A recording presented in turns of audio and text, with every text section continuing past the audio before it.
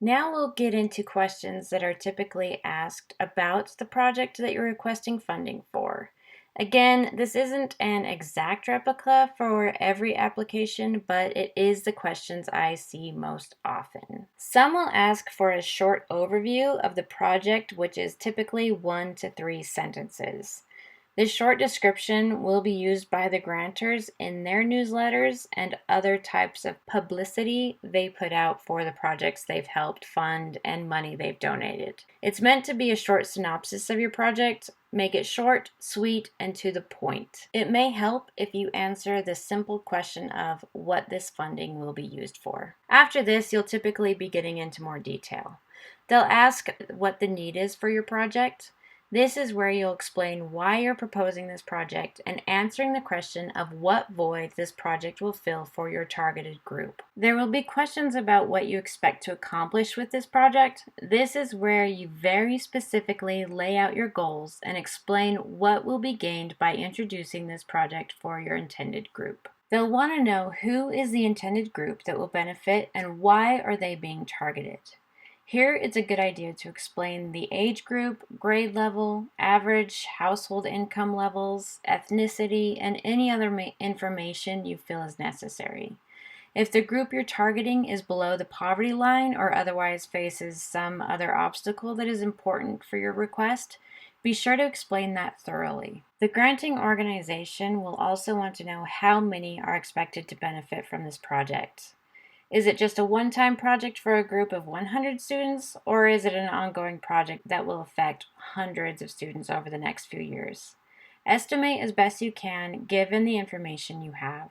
There will also be questions about your project timeline. When do you anticipate to start, and when do you anticipate to end?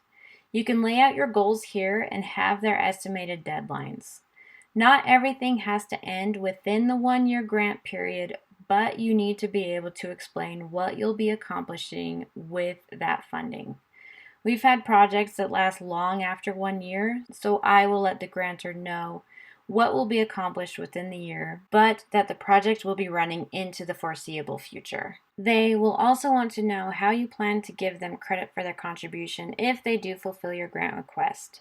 Depending on the project, you can write a news article thanking them, use social media outlets to spread the word, put up signage, or place a plaque with their brand or logo on it to signify the equipment that they helped fund. You need to be able to explain all costs that are associated with your project.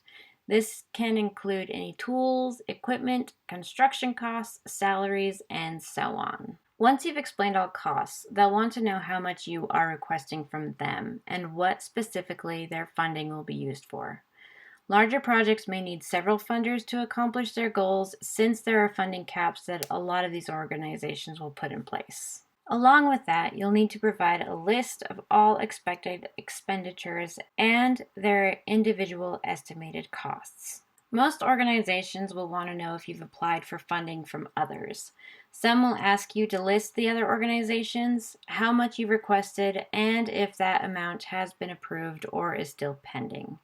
For larger projects, you'll typically need several different grant funders. In some cases, there may be a requirement for matching funds. This will typically come from the school, school district, or education foundation. That information will be made available to you in their grant descriptions, so you'll know beforehand if this is a requirement.